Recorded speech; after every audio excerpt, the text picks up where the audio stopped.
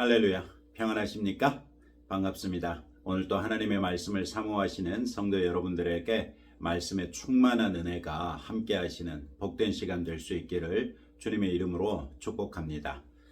오늘 우리가 함께 묵상하는 하나님의 말씀은 누가복음 16장 1절부터 13절까지 말씀입니다.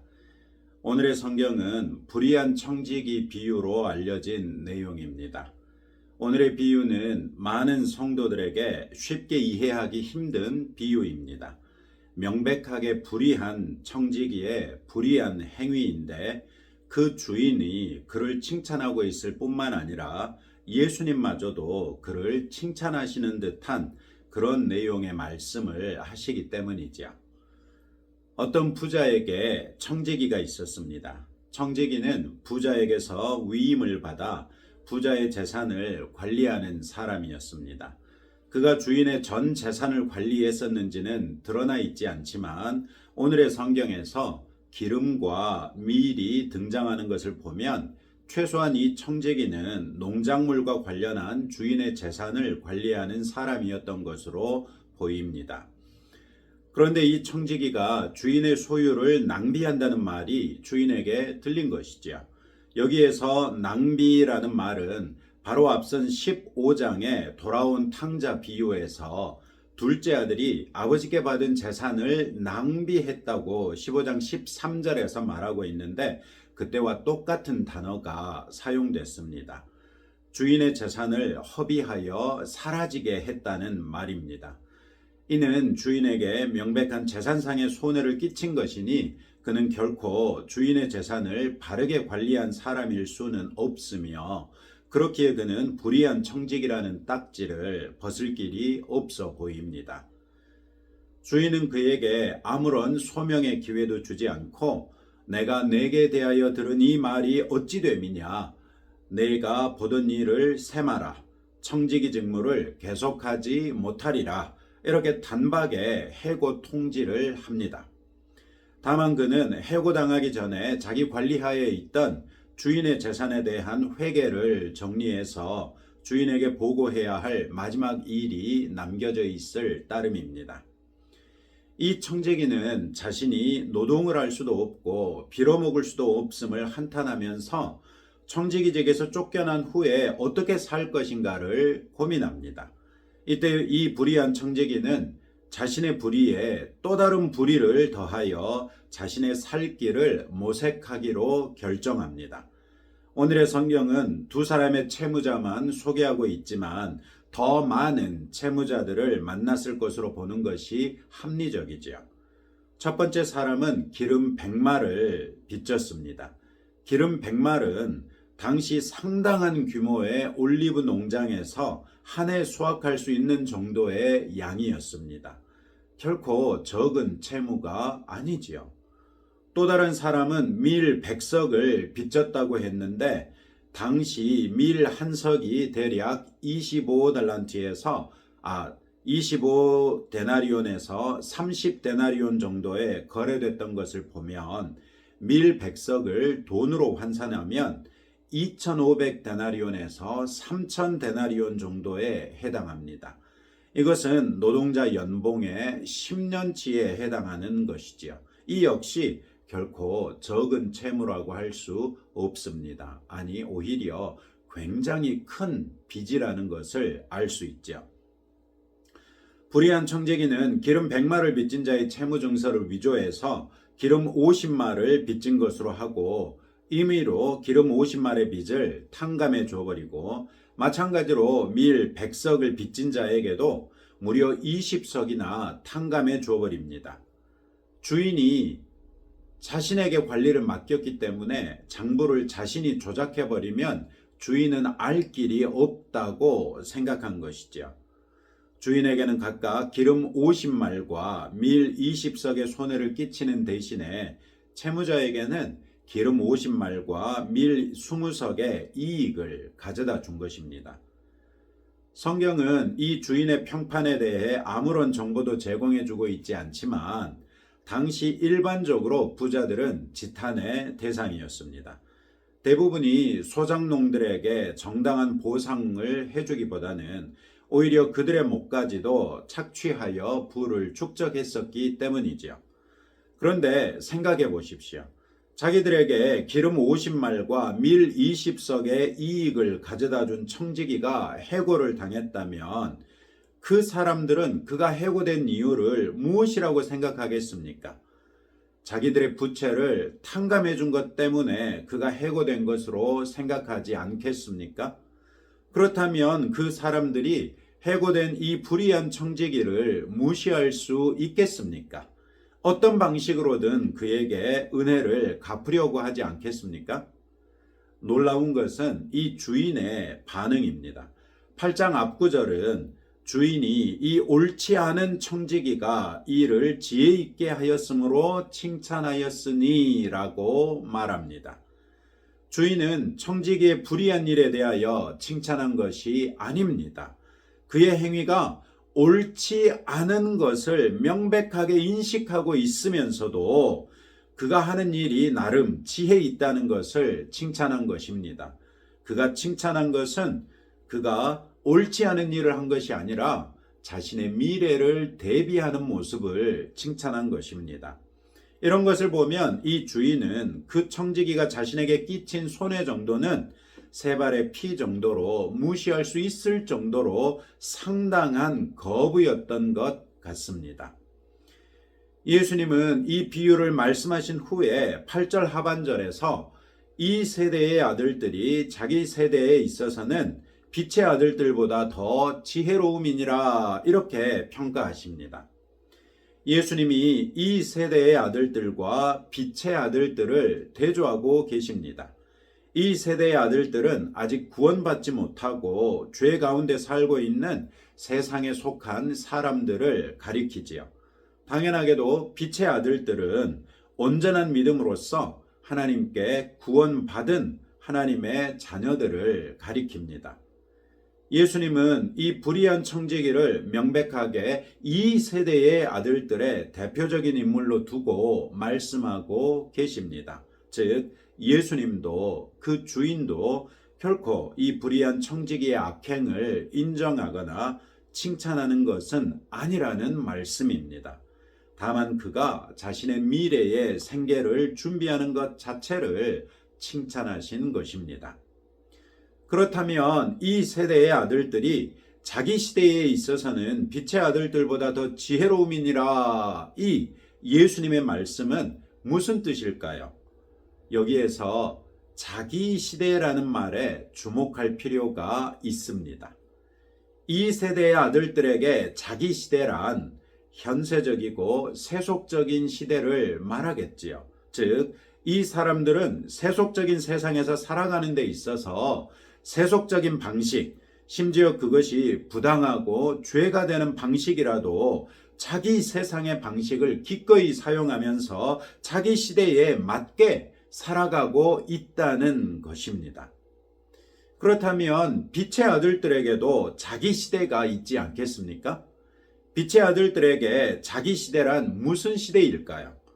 예수님이 말씀하고 계시다는 사실을 생각해 보면 이 시대는 예수님이 이미 오셔서 하나님께서 오래전부터 예고하신 종말의 때를 앞두고 있는 시대라는 것을 알 수 있습니다. 즉, 구원받은 하나님 나라의 백성이 종말의 때를 앞두고 있는데도 그럼에도 불구하고 종말의 때에 합당한 삶을 살지 못하고 있는 모습을 탄식하신 것입니다.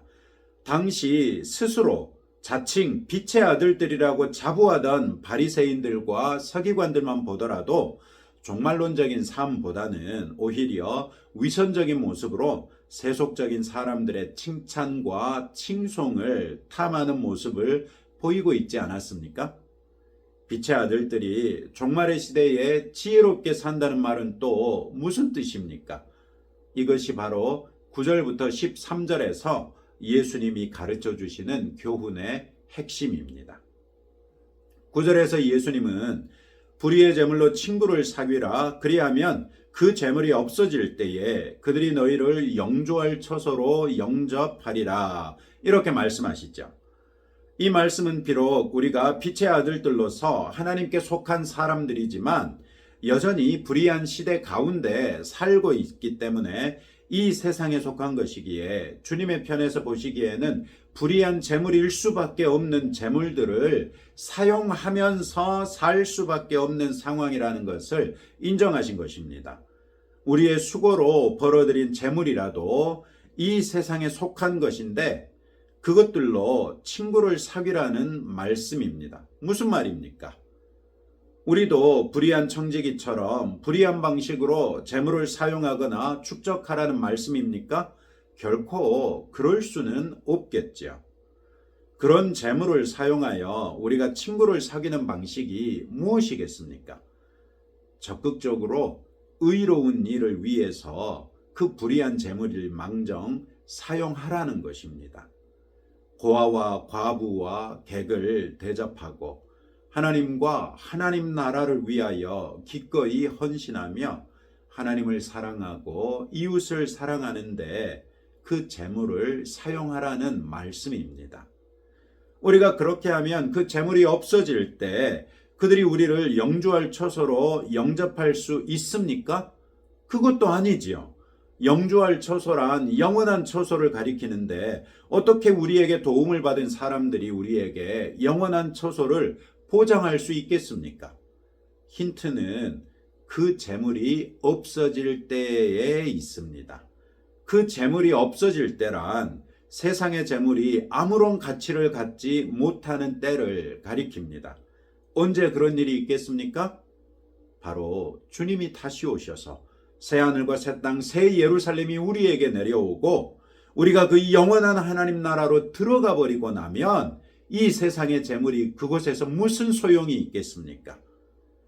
이 세상에 사는 동안 세상에 속한 불의한 재물로서 의로운 일을 위해 힘쓰면 그 자체로 우리는 보화를 하늘에 쌓는 사람이 되어서 주님이 그때까지 예비하신 영원한 처소에 들어갈 수 있게 될 것이 아니겠습니까? 10절부터 12절에서 예수님은 제자도의 핵심 성품이라 할 수 있는 충성을 강조하십니다. 예수님은 지극히 작은 것에 충성된 자는 큰 것에도 충성되고 지극히 작은 것에 불의한 자는 큰 것에도 불의하니라 이렇게 10절에서 말씀하십니다. 예수님은 계속해서 제자도에 관하여 말씀하시면서 이 구절에서 충성을 강조하시는 것이죠. 하나님 나라의 관점에서 볼 때 지극히 작은 것이 무엇이겠습니까? 세상의 재물을 관리하는 것을 가리키는 것입니다. 세상의 재물을 관리하는 지극히 작은 것에 충성하는 제자는 하나님 나라에 관한 크고도 참된 것에도 충성할 것이고 세상의 재물을 관리하는 데조차도 불의한 사람은 하나님 나라에 관한 큰 일에서도 불의할 것을 말씀하십니다. 그 대표적인 사례가 가룟 유다 아닙니까? 그는 예수님 일행의 재정을 맡았던 사람이었는데 돈의 유혹을 이기지 못하고 예수님, 그 하나님의 아들조차도 팔아넘겨 죽음에 이르게 하지 않았습니까? 예수님의 제자라면 이 세상에 사는 동안 세상의 것들에 대해서도 충성된 자세를 견지해야만 합니다. 비록 악한 시대를 살고 있을지라도 그 악에 물들 것이 아니라 악한 시대에 미약하나마나 빛을 발하는 등대 같은 삶을 살아야 하는 것이죠. 그것이 충성입니다. 하나님을 신뢰하며 하나님을 의지하면서 하나님의 말씀대로 세상 것들을 관리하는 것이 바로 충성입니다. 이로써 우리의 충성이 하나님께 증거되어 더욱 큰 일이라도 기꺼이 맡기시지 않겠습니까? 이 더욱 큰 일이야말로 주님이 우리에게 주시는 우리의 일이 될 것입니다. 13절에서 예수님은 너희는 하나님과 재물을 겸하여 섬길 수 없느니라고 말씀하십니다. 예수님은 이 말씀으로써 비유에서 언급하신 불의한 청지기가 불의한 사람이요 그가 회개하기 이전에 구원은 있을 수 없다는 것을 다시 한번 못 박으십니다. 즉, 이 비유는 결코 그의 불의한 행위를 권장하는 것이 아니라는 말이죠. 예수님은 우리가 하나님을 섬기는데 강력한 도전이 되는 재물을 경계할 것을 말씀하십니다. 결국 예수님의 말씀은 재물이 하나님 나라에 속한 것이 아니요 세상에 속한 것이기에 본질적으로 불의하다 이렇게 말씀하시면서 그렇기 때문에 불의한 것을 섬기지 말라고 말씀하십니다. 재물은 우리의 섬김이나 숭배나 추종의 대상이 될 수는 없다는 것이죠. 재물은 그저 우리가 의롭고 충성스럽게 사용하면 될 일이라고 말씀하십니다. 우리가 재물을 사용하는 대원리로 예수님은 하나님을 섬기는 것을 말씀하십니다.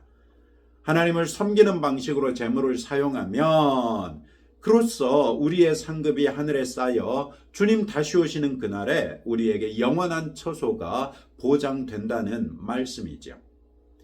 오늘 또 하나님께서 우리의 수고를 통하여 우리에게 주신 재물을 어떻게 사용하는 것이 의롭게 사용하는 것인지 생각해 보시기 바랍니다. 하나님의 말씀대로 재물을 사용하려고 할 때 하나님께서 내게 기대하시는 것이 무엇인지 생각해 보십시오. 경상도 지역에 산불로 인해 인명과 재산 피해가 늘어나고 있는 이때 우리의 재물을 가지고 할 수 있는 일이 있지 않겠습니까? 나라의 경제 상황이 악화되고 있는 이때에 우리의 재물을 가지고 소상공인이나 자영업자들을 위하여 우리가 할 수 있는 일이 있지 않을까요? 곳곳에 전쟁이 이어지고 자연재해가 일어나고 있는 세계 각곳을 생각해 보면 우리의 재물을 가지고 우리가 할 수 있는 일이 있지 않겠습니까? 지금도 복음의 최전선에서 목숨도 아끼지 않고 수고하시는 선교사님들을 생각해 볼 때 우리의 재물을 가지고 우리가 할 수 있는 일이 있지 않겠습니까? 우리의 손에 들린 재물이라고 그것을 내 마음대로 낭비하는 것이 아니라 주님의 뜻에 따라 의롭고 충성되게 관리하는 충성스러운 그리고 정직한 그리고 의로운 청지기 같은 빛의 아들들다운 삶을 살 수 있는 저와 여러분 되시기를 주님의 이름으로 축복합니다. 오늘도 이런 말씀을 붙들고 다음과 같이 함께 기도하겠습니다.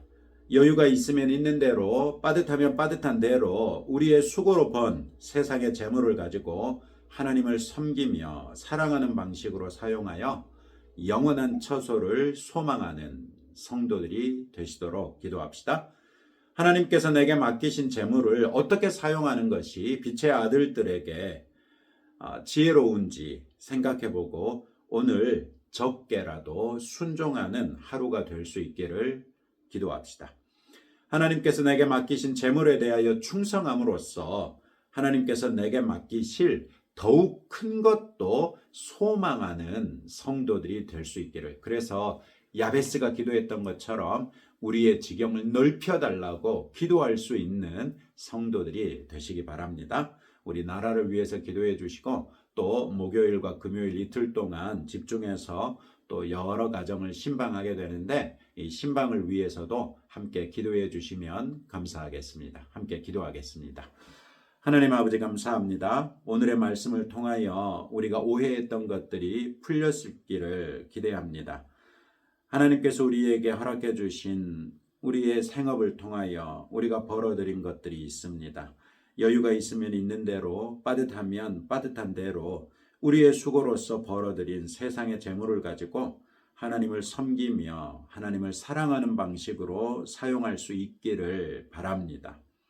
하나님 아버지, 오늘 하루 우리가 어떻게 사용하는 것이 하나님을 섬기며 사랑하는 방식으로 사용하는 것인지 생각해 보고자 합니다. 성령 하나님께서 우리에게 도전하여 주시고 충동하여 주시고 지혜를 주셔서 마땅히 사용해야 할 것에 사용할 수 있도록 은혜를 더하여 주옵소서. 그리하여 오늘 이 말씀에 도전받은 대로 적게라도 순종할 줄 아는 주의 자녀들 되게 하옵소서.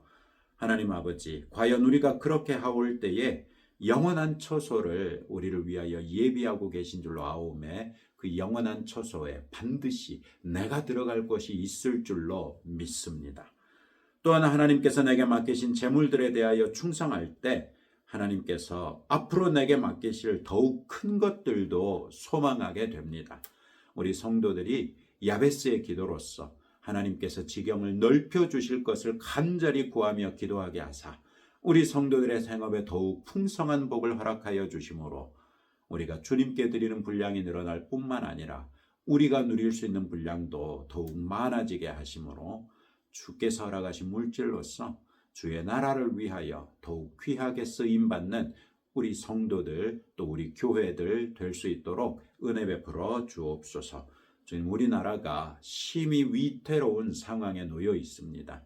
여러 가지로 우리나라의 존속을 위협하고 있사온데 이때 우리가 경각심을 가지고 나라를 위하여 기도하며 우리의 이익을 바라는 것이 아니라 한 발자국씩 양보하면서 하나님의 말씀에 합한 대로 의롭고 정의로운 나라를 만들어갈 수 있는 우리 그리스도인들 될 수 있도록 은혜 베풀어 주옵소서.